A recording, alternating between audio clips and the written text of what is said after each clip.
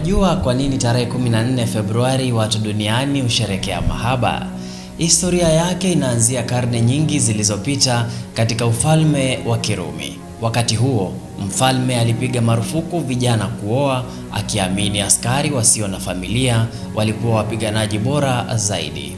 Lakini padri mmoja jasiri aliyeitwa Saint Valentine hakukubaliana na sheria hiyo.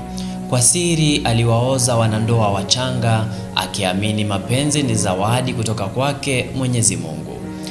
Alipogundulika, alifungwa gerezani na baadaye kuuawa tarehe 14 Februari.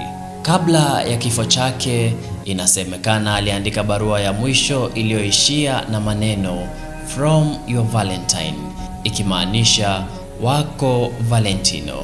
Ndipo siku hiyo ikawa ishara ya upendo, kujitoa na sadaka kwa ajili ya mapenzi ya kweli. Siku hii ya Valentino ni kumbusho kwamba mapenzi ya kweli yanahitaji ujasiri.